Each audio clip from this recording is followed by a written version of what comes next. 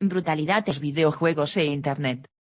En muchas ocasiones, los videojuegos o espacios web en Internet reproducen los géneros narrativos audiovisuales con gran éxito. El reconocimiento por parte de los videojugadores o de los usuarios de la red de la historia contada, en los nuevos soportes, les facilita comprender no solo la dinámica técnica de la máquina sino lo que la narración pide de ellos. La tecnología multimedia introduce verdaderos lectores modelos que tienen que actuar frente al texto interactivo, tal como el autor quiere o por el contrario, son penalizados con la expulsión de la historia. Esto solo es un efecto de los múltiples que produce una tecnología capaz de involucrar más al espectador en su mundo virtual. El imaginario recreado en los nuevos medios multimediáticos podríamos asegurar que es el mismo, pero lo que ya no es igual, es el modo de consumirlo. Las nuevas tecnologías han desarrollado más la capacidad de inmersión del espectador. Su acción consiste en eliminar el máximo de marcadores que permita al usuario separar la ficción de lo factual. Sin duda, ello también ha facilitado el que nuevos contenidos violentos puedan ponerse en acción más intensamente. Violencia en la multimedia. Los mensajes de la televisión, el cine, el videojuego o el espacio web no le hablan a nuestra inteligencia. Los discursos violentos están elaborados para ser percibidos además de ser entendidos. No van dirigidos únicamente a nuestra mente, también alcanzan nuestro cuerpo. El espectador no solo comprende la violencia, sino que la siente. Los mensajes son catalizados en una transformación motivada por cuerpos que al finalizar la reacción permanecen inalterados. El consumo de la violencia es una reacción que finalmente no altera el espectador. Así se explica que este espectador pueda almorzar tranquilamente frente al televisor visionando una guerra y sus horrores.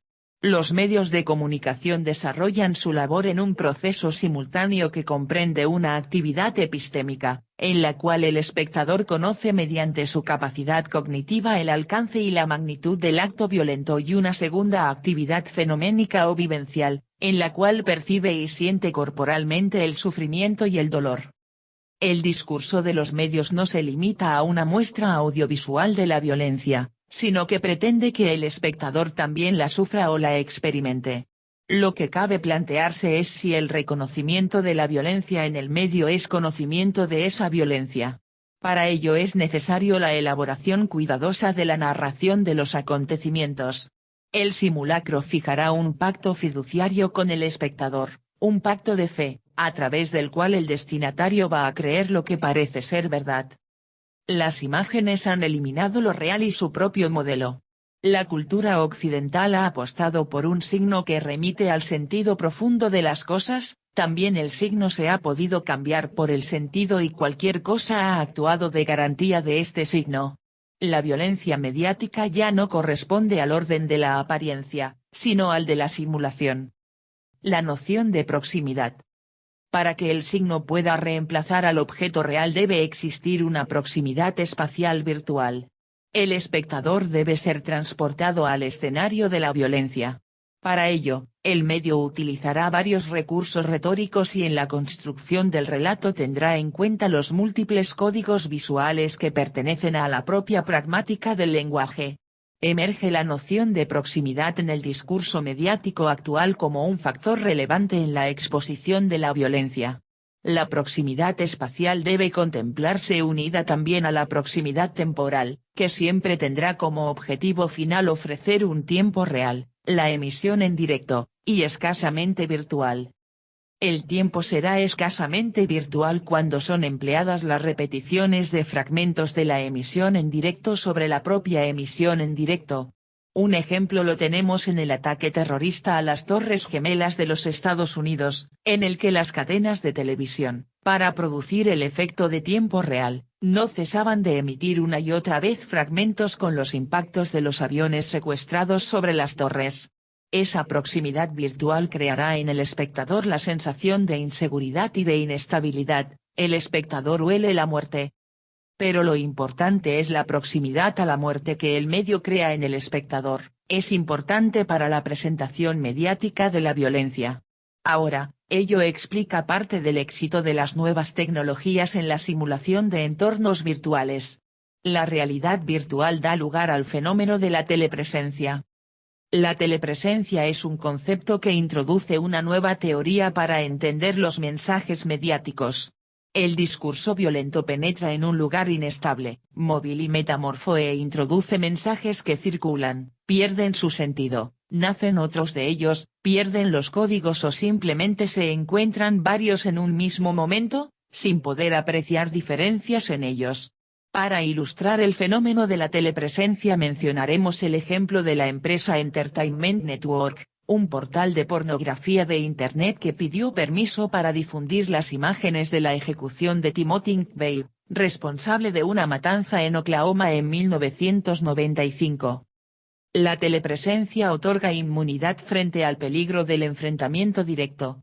Los conflictos pueden organizarse lejos del peligro de que nuestra intimidad, nuestra privacidad espiritual sea dañada. Los nuevos medios multimediáticos permiten reconciliar nuestro yo ético, evitando la acusación del mal desde las conciencias de los otros, ya que la nuestra propia no la reconoce. Así trabajan los chats de los grupos neonazis, de los cabezas rapadas, de los supremacistas blancos en la red Internet. Han creado una red en la que el odio racial no es pecado, porque la comunidad está constituida de individuos que no reconocen el mal en sus propias acciones y sus foros se convierten en verdaderos escondites virtuales, desde los que rechazan la intervención del otro distinto a ellos por miedo al contagio. La noción de interacción. La interacción virtual es una interrelación aséptica y quirúrgica. La violencia del cine y la televisión es una violencia de imágenes cuyo contacto es muy limitado, solo a la percepción visual. La nueva economía de la violencia transgrede la exhibición del imaginario tenebroso en una búsqueda de más efecto de verdad. El videojuego utiliza infraestructura tecnológica que permite la inmersión completa del usuario y al mismo tiempo produce nuevos objetos culturales.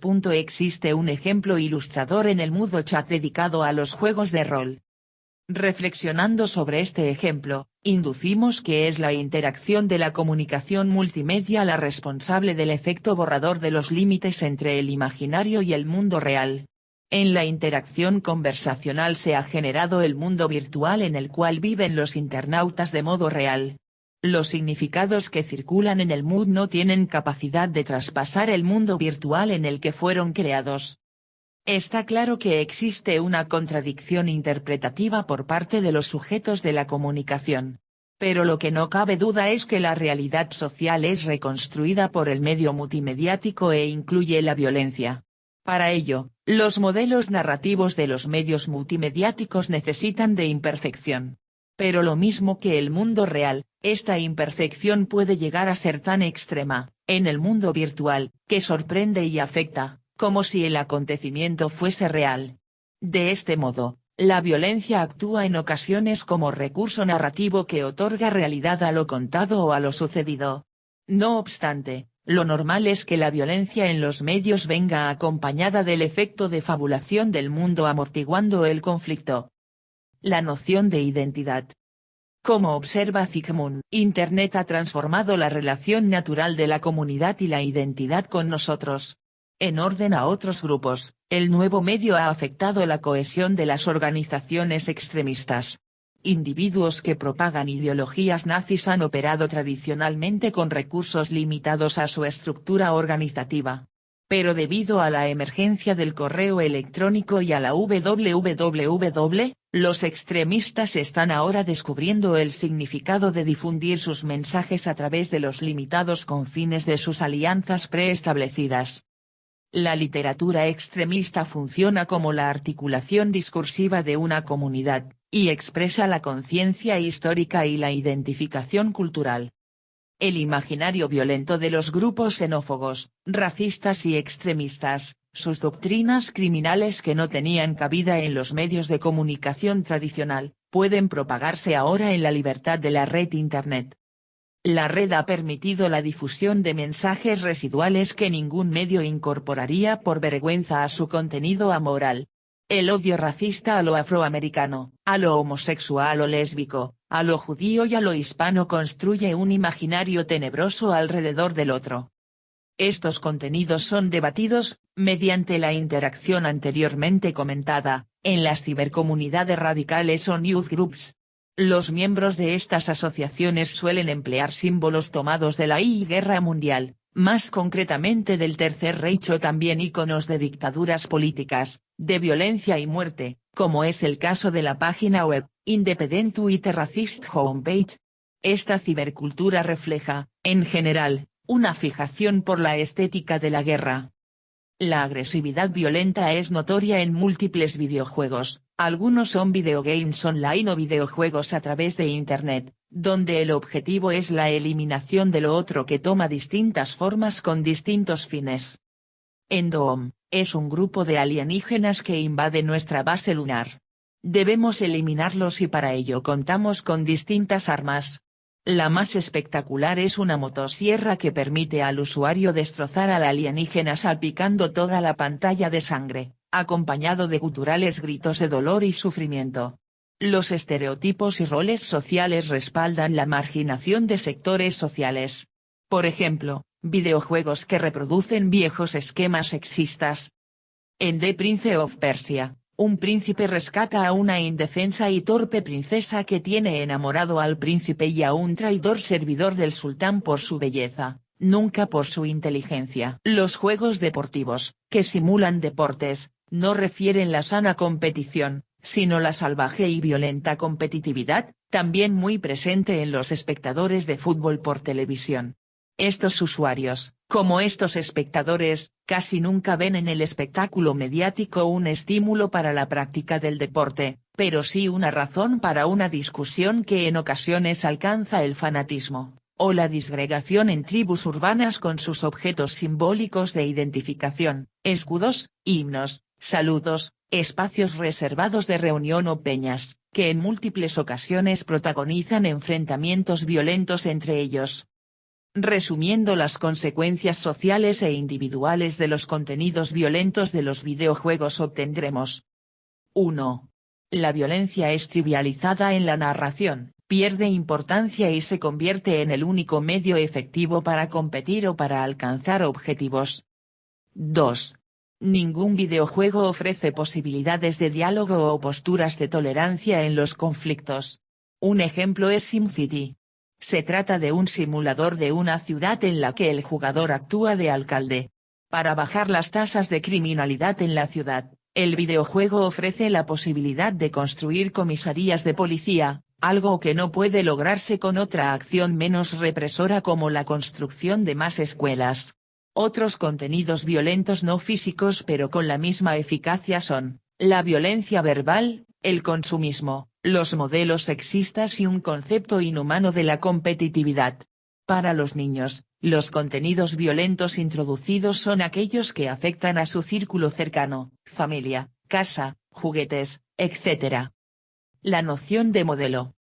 Un análisis profundo de estos fenómenos muestra que el proceso es descrito a través de la objetualización del sujeto. El sujeto es el objeto de deseo y la fuerza, que hace al objeto deseable, es destructiva y violenta. El propio sujeto es el objeto de la destrucción. De este modo, los medios ofrecen tres posibilidades al usuario o al espectador: la criminalidad mediática, el sacrificio mediático y el suicidio mediático. Ahora la pregunta que deberíamos responder, es, ¿cómo lo hace posible? En parte, ya hemos ido respondiendo a esta cuestión, pero insistiremos más, aunque solo lo estipularemos en términos generales, debido a la extensión de la cuestión. La creación mediática de espacios virtuales requiere del proceso de modelización. En este sentido, la tecnología media hacia modelos mentales, pero todavía no es capaz de construir modelos que actúen como réplicas perfectas de mentes. La modelización es un proceso que se despliega en dos direcciones. Por un lado, debe reproducir todos los estímulos perceptivos que constituyen el fenómeno, el acontecimiento o el objeto para elaborar un modelo sensible y por otro lado, necesita conocer las propiedades específicas e internas del fenómeno, acontecimiento o el objeto con el fin de elaborar un modelo epistémico. Es decir, la modelización facilita la observación y el conocimiento del fenómeno, acontecimiento u objeto. La modelización de la violencia mediática no es distinta de otros casos. La violencia es representación, modelo perceptivo, y es emoción, modelo cognitivo. La emoción o los sentimientos son vías del conocimiento como han demostrado los estudios de Picard. En la producción, la violencia alcanza el modelo ideal en la réplica perfecta del comportamiento asesino y agresivo del sujeto. El modelo debe reunir actitudes, tendencias y comportamientos sociales e individuales. En la circulación, el flujo crea un universo artificial en el que el sujeto muestra los auténticos valores axiológicos y culturales. El efecto del flujo solo puede darse en un contexto determinado cultural, social y político. El sujeto estable es capaz entonces de plantearse su relación con el mundo a través de la sustitución. En ese momento, la representación alcanza un estatus superior a la presencia de un referente, en una sociedad donde su universo simbólico es vivido intensamente. En el consumo, el problema no es el significante, ni siquiera discursivo sino perceptivo. La simbolización y la representación exigen una exterioridad con la que confrontar una y otra vez. En el caso del imaginario numérico esto está muy claro, pues prescinde totalmente de esa exterioridad. En los medios, la realidad tiene que parecerse al significante del discurso, y no al revés. Es lo que llamaríamos la perversión de la imagen, la omisión clara de una distinción ontológica, esencia/apariencia, forma/sustancia, original/copia, modelo/reflejo. El simulacro ya no es original, ni copia. El simulacro es otra cosa que ha adquirido categoría de real. Violencia, réplica del mundo real. La violencia multimediática es un modelo o una réplica del mundo real. No vivimos una era de simulacros, vivimos una era de modelos a través de los cuales conocemos y tememos la realidad. Proyectamos a través de las tecnologías de la comunicación nuestras experiencias vitales. Sus efectos más inmediatos sobre la propia experiencia humana son: 1. La sustitución del mundo real por la ficción o el simulacro. 2. El signo que no aparece en ausencia del objeto, sino que lo reemplaza como objeto. 3. Lo imaginario experimenta una cosificación, forma/sustancia,